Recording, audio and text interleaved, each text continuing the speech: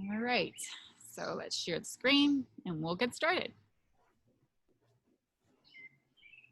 So this workshop is about sciatica, and I'm sure many of you have heard the term thrown around, maybe even possibly have been diagnosed or been treated for sciatica or know people who have. And this is, the emphasis of this, how do I know if I'm getting better? So that's usually a good question. You go through treatment, or if you're, under a physician's care, under PT care, what you're doing, is it effective? So this is hosted by OrthoSport Physical Therapy Center. We're located in Grosse Ile. We have a clinic, and we have one clinic in Canton, Michigan as well.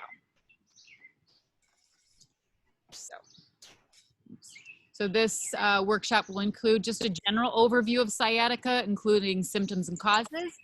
Again, how do I know if I'm getting better? And some recommendations for our sciatica symptom management. And then how the physical therapy experts at OrthoSport Physical Therapy Center can help. So first and foremost, what is sciatica? So sciatica refers to pain that radiates along the path of the sciatic nerve from your lower back, right? It can kind of start at the lower back, run through your hips, buttocks, and then down each leg. Little fun fact over here, the sciatica nerve is the longest nerve in the body. So you look at the picture over to the right, you'll see the gentleman there, you'll see sort of a picture of the pelvis, and on to the left, you'll see there's a nerve running down from his lower back, right, down towards the leg, and you'll see it's surrounded in red. So kind of illustrating inflammation, maybe some radiating pain, so, or on the sciatic nerve. So what is the cause of sciatica? Sciatica, let's do this, I'm gonna minimize this. So sciatica most commonly occurs when part of the sciatic nerve is compressed, pinched, or a tension is placed upon it, which causes inflammation, pain, and other symptoms on the affected side.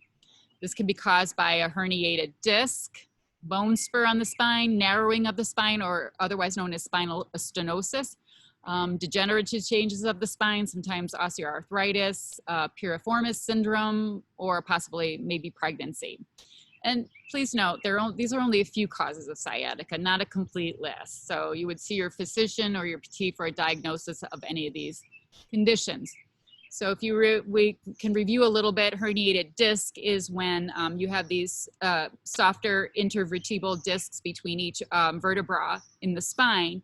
And when that sort of ruptures, the liquid in there, the jelly-like liquid, kind of pours out and pushes against the nerve, right? Comes in sort of the spinal canal.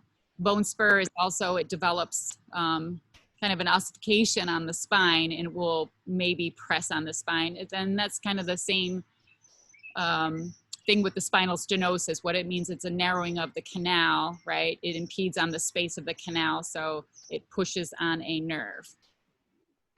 Just a quick little review there. All right, so what are the symptoms of sciatica? Pain in the lower back on either side. Pain that radiates from the lower back towards the hip, into the buttocks, down the back of the leg, most often on one side, and this is called radiculopathy. Pain that varies in intensity and type, can be mild to severe, sharp or dull, burning, can be intermittent, which means, occurs just, occasionally, or it can be constant. Maybe you've heard us, like some people will describe it as like an electric shock, or like a very sharp shooting pain. Increased pain with certain movements like bending forward or twisting. Increased pain with sleeping positions, or prolonged sitting is a huge one, especially with our working remotely at home. We're doing a lot of sitting on our computers, other electronic devices. Standing, prolonged standing, or driving longer periods of time. Other symptoms are tingling or numbness in the leg, possibly down the calf, all the way to the foot, and also weakness or loss of strength in the lower back or leg. So how do I know if it is getting better?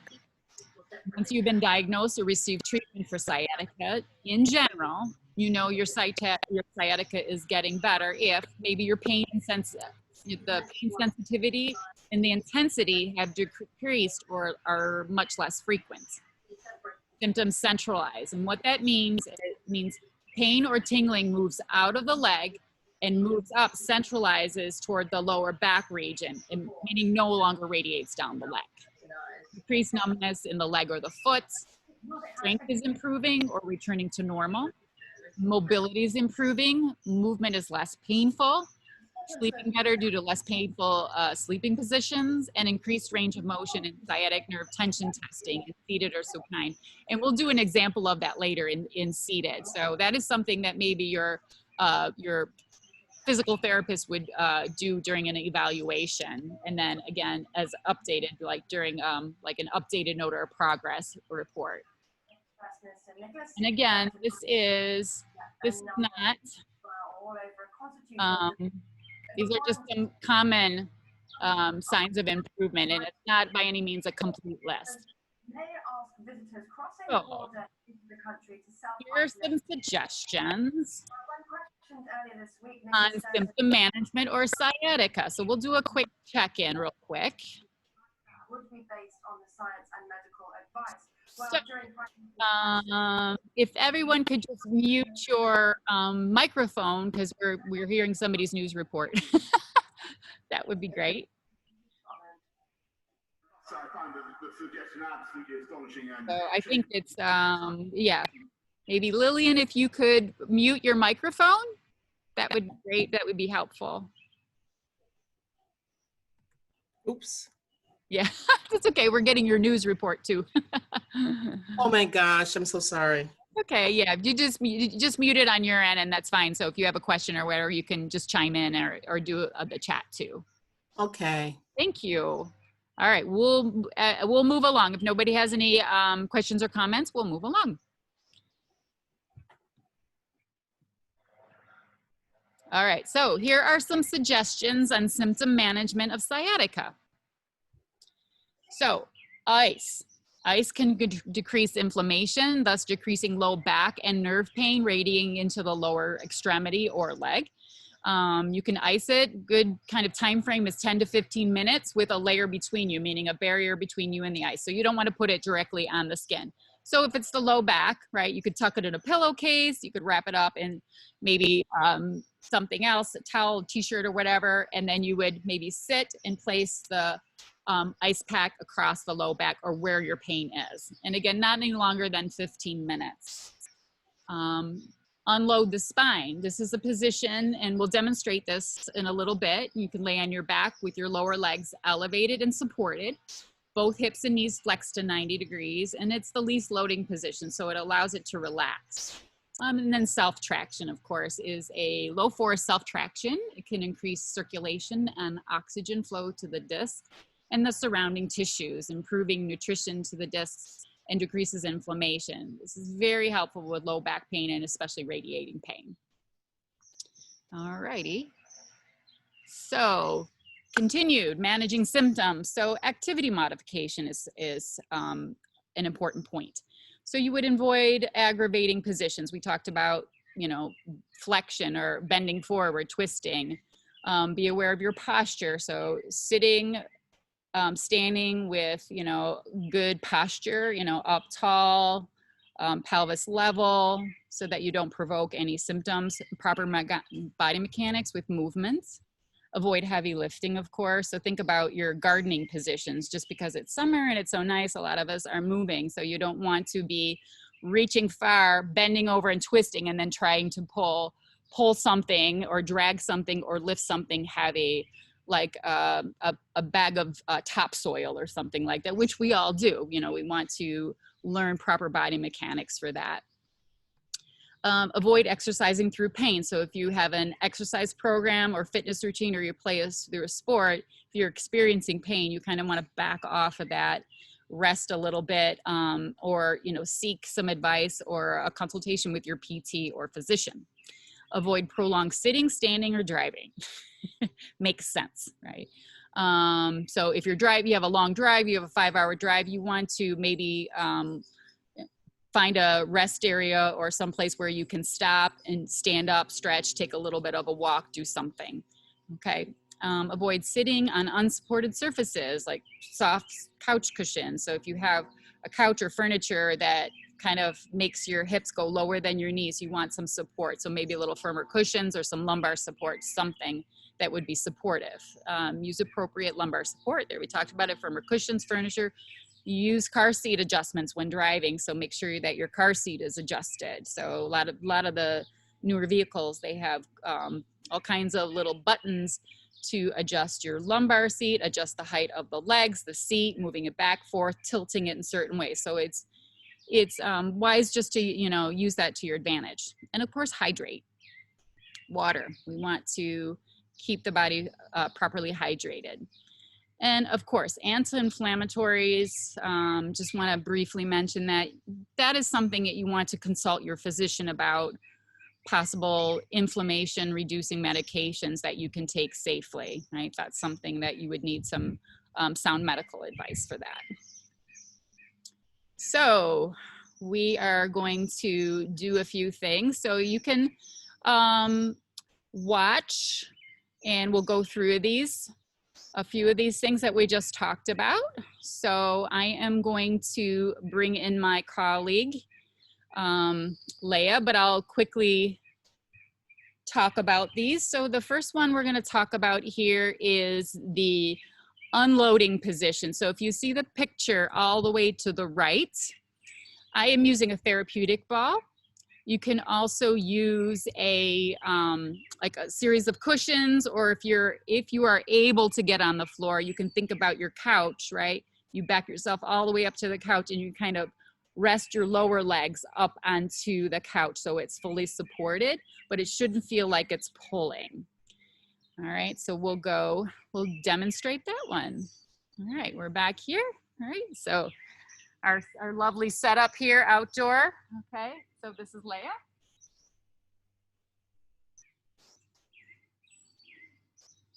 Okay, so she's going to lay on her back.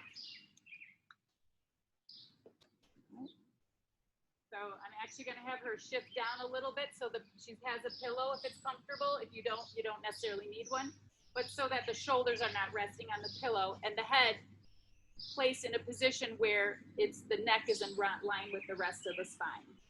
So we're going to try one ball here. I'm going to place it. I have this therapeutic ball, and I'm going to place it up so it's supported, so that there's a 90-degree angle here at the hip, and then a 90-degree here at the knee. She rests the leg and she just relaxes the back. And you can stay there 3-5 minutes, comfortable. You might even fall asleep a little bit, right? Mm-hmm. Is this comfortable? It is comfortable. Right? It feels good. You don't want it to be active. If it's too far away and the knees are straight, it might pull on the back. So you want to, in essence, offload the spine. It shouldn't be on a stretch. It's just more or less in a neutral position. So this is the offloading position here. All right. Good.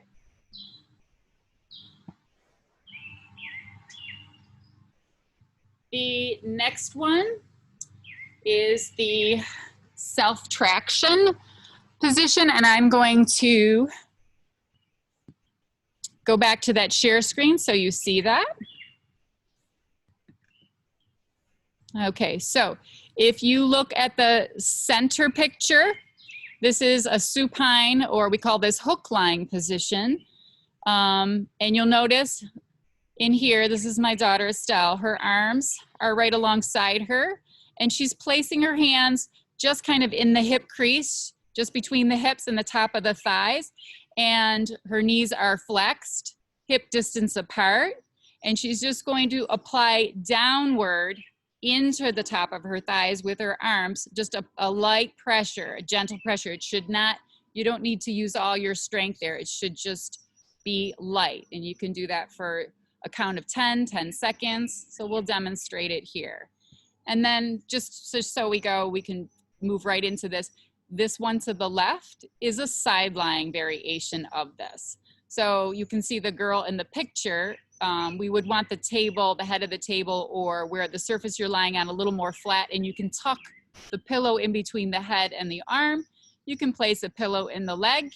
And you also, depending upon, you know, everybody's proportion a little differently, if you need to, you can place a pillow or a towel roll underneath the waist that is you're lying on. So that would be your unaffected side. So we'll stop share, we'll demonstrate these two. Okay, so first one is the supine self-traction. So she's going to place her knees and her feet about hip distance apart. She's going to take her hand, right here. So here's her hip bone right here, hip bone right here, top of the thigh, and this is the kind of the hinge point there. And then she's gently going to apply just a gentle pressure in this direction, so downward from her shoulders. And it's very light. Again, it shouldn't be with all your strength. Don't crank on the body. Hold for 10. And then she can gently ease off of it. And again, you shouldn't feel like it's a deep stretch or anything. It's just a light sensation that's going to increase circulation, calm inflammation, bring nutrients and oxygen to the area. And we'll do that again. How's that feel? Good. And there's other variations of that too. If you wanted to, you could place your legs up on the ball, but this is the one we're recommending today. Okay, so we're gonna flip over to the sideline version. So I'm gonna swap what's under her head, right? Good. So we can put this here, so her head and her spine, right? And what she can do is if her pelvis is a little wider, she might sink into this and it'll put her into a little bit of a side bend. Your affected side is up. Your non-affected side is the one you're laying on. So she could do a couple of things here. This is a heavy pillow. She could place the pillow between her knees, pull, and then she could actually put a towel roll underneath her the side. So if you can tuck that underneath there. All right, so, and then she's gonna take her hand sort of in the same manner, right? Right here, she can put it this way, or if she wants, she can kind of figure out which way, and then she can place it the other way, and she's gonna push downward, right? So the side that's affected is in essence gonna kind of relax a little bit. How's that feel? That's good. Good, all right. Again, nice kind of easy count of 10, and then slowly ease off of it. Good. All right, and she can repeat that. She can do that 10 times. Take a little break. If she wants, add a few more, and then 10 to 15 times is sufficient. Right? And you can do this, you know, at the end of the day, at the beginning of the day, when you're starting to feel a little symptomatic. Okay?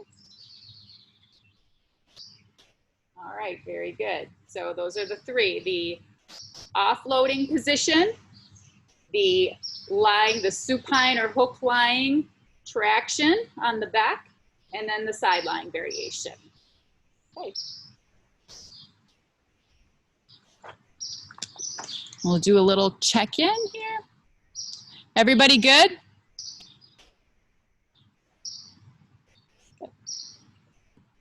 Good? Good. All right. So we will move on.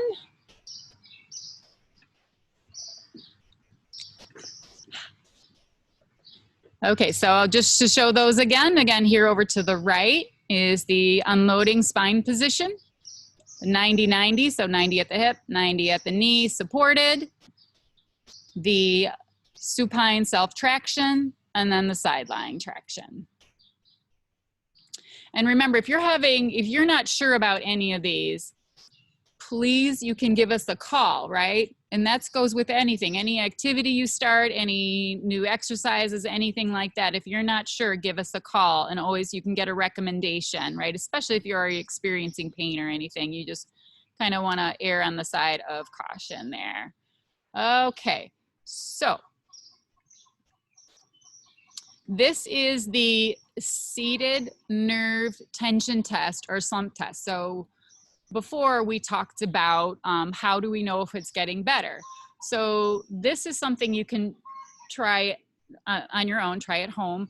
But it's also something that in an evaluation with your primary physical therapist, they might do a few different variations of this nerve tension test. There's ones lying down, there's a seated one, and this one we can do to see if initially might be a lot of pain and you notice pain all the way down the leg, or now that you repeat it, if you feel like it's getting better, if you repeat it, there's less symptoms. There's decreased symptoms, decreased pain.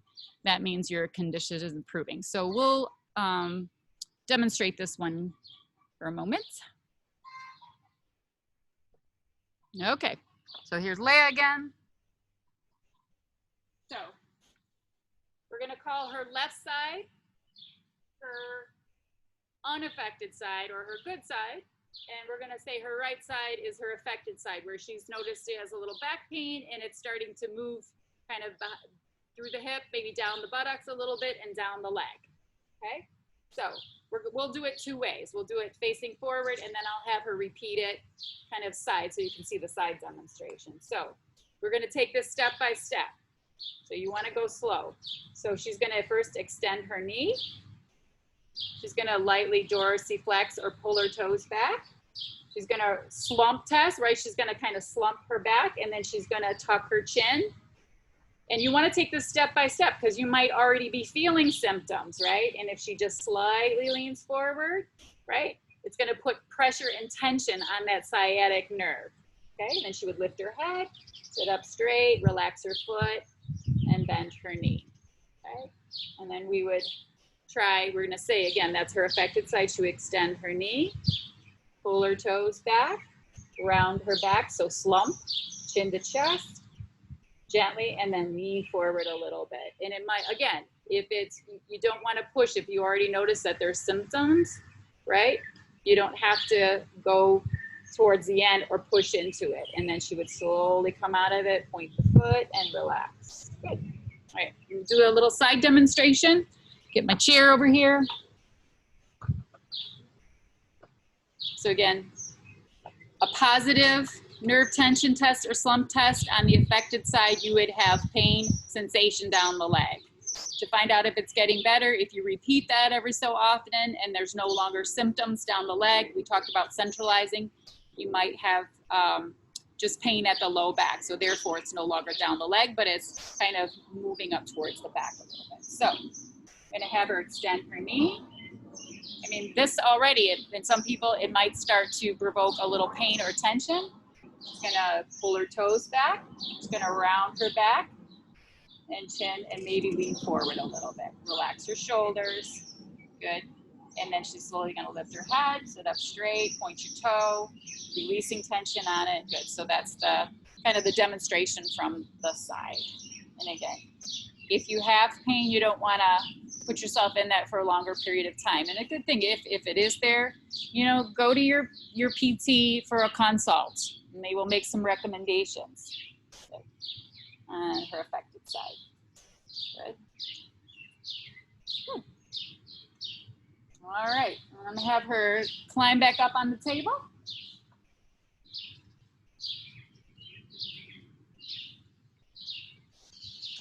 We'll do a little check-in. You hear the birds? She's got a lot of squirrels back here too. Okay, so we'll do a little check-in. Everybody good? Okay. So I'm gonna share the screen again. Good. So here is this seated nerve tension test or slump test. Again, a positive result on the affected side. You might feel pain, tingling, shooting pain radiating from low back down towards the leg. A negative or decreased symptoms results on affected side. That means your condition is starting to improve. Okay, so we're gonna move on. We're gonna do a few exercises and we're gonna do 3, and these are 3 basic ones that are pretty safe to do, again, but if you have any pain already, it produces more pain or discomfort, or you're not comfortable with it, or you have difficulty laying down, you can also sit in a chair and do these, or just hold off, and then you can give us a call. We can give you, hopefully, maybe give you some recommendations or do a consult and let you know. So these are basic, especially the one to the left is the pelvic tilt. And this one is going to allow you to kind of re-educate the postural muscles, especially the transverse abdominis or the core, to help stabilize the back, right? And produce better movement, right? And hopefully help you not to aggravate any symptoms. So the first one is the pelvic tilt. The next one we'll go into is the hip abduction with the pelvic tilt, TheraBand with that. And the third one we'll do is hip adduction. So when we talk about strengthening the core or starting to re-educate muscles, we usually do work all the way around the pelvis. So we'll just do these three. So the first one is the pelvic tilt, and we'll go to our screen. So I'll have Leah once again lay down.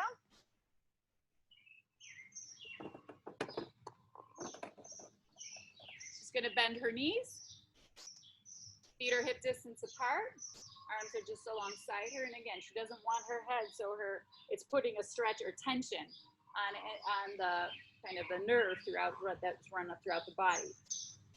So what she's gonna do, she's gonna take a deep breath in, and then as she exhales, she's gonna draw in, her abdominals are gonna move downward, so she feels the low back slightly and gently flattening out down towards the surface she's laying on. That's posterior pelvic tilt. And then she's gonna relax that, right? And it's gonna come back into more of a neutral position, right? And she's gonna repeat that, right? So I'll have you kind of move your arm out so we can see, right? So as she draws her abdominals in, her low back is gonna flatten out so the force is moving this way. You can see her hips kind of moving a little bit. It don't need to put so much effort into it, right? You don't wanna over tilt here. And then relax, good. And then she can hold it for a count of 3 to 5. Right.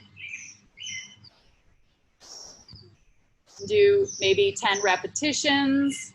You can do 3 sets of them or 2 sets of them. Do what's comfortable, but take your time. This is a slow, controlled exercise, right? Starts to re-educate the core muscles, engages the transverse abdominis. Right. Good. And we'll just do 2 more like that. Seated version, for those of you modifying, right? So same thing, you can come in, support yourself.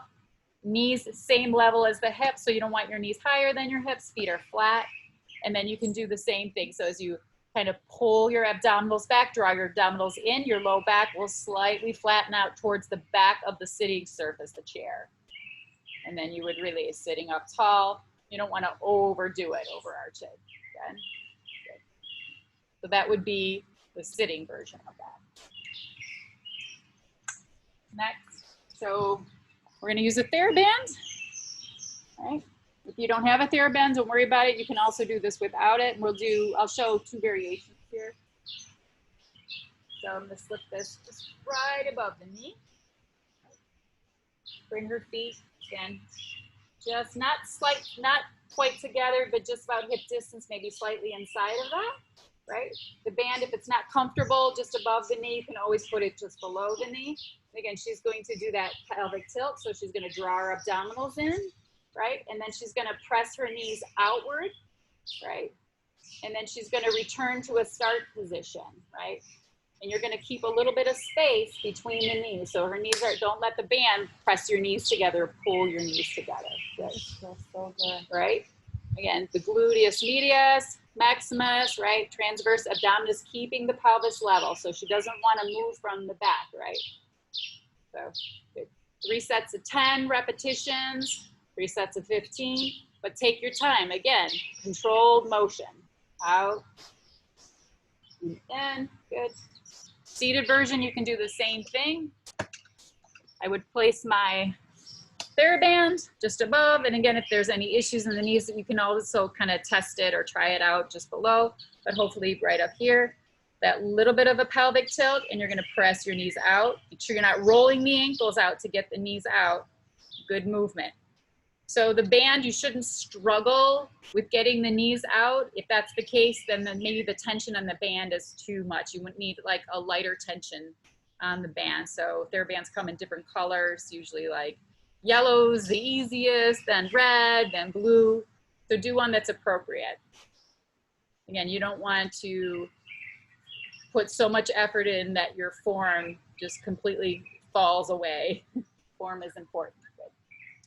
Another variation she can do, but just to start, this is perfectly fine. But if she rolls over onto her side, this is the clamshell, right?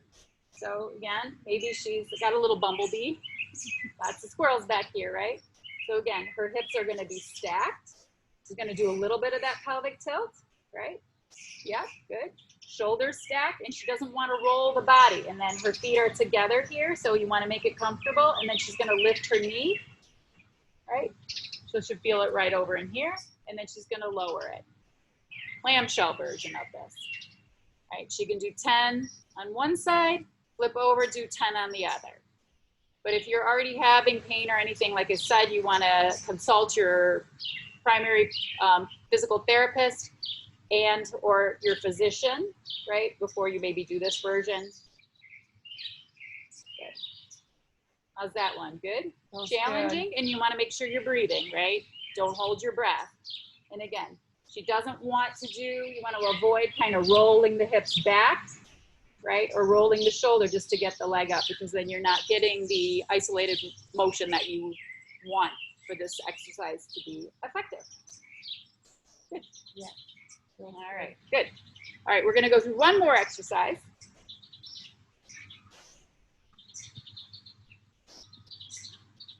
Okay. I have a little ball. It's like a 7-8 inch ball. It's very kind of soft, firm. You can also do a towel, roll up a towel or blanket, or fold up a small pillow, right? And this is hip adduction, which kind of engages all the muscles around the inner thigh up towards the groin. You can also engage the abdominals here, and it's good to kind of reinforce that pelvic tilt. So here, feet are hip distance apart, okay, arms alongside, pelvic tilt, drawing in, and then what she's going to do is she's going to slowly kind of squeeze in towards the ball, hold it for a slow count of 5, 1, 2, 3, 4, 5, and then she's going to ease off of that, right? But she's going to try to maintain throughout that the pelvic tilt, right? So you don't want to go fast and furious here, right? We want very slow, controlled motion. So again, holding it. Make sure the toes, feet are placed appropriate. Good. And let's just do a few more like that. More of an isometric exercise. And she's going to engage her abdominals as she squeezes the ball. And again, ease off of it. So again, not real quick, right? Speed and agility comes way later. You do 2 or 3 sets of 10, 2 sets of 15.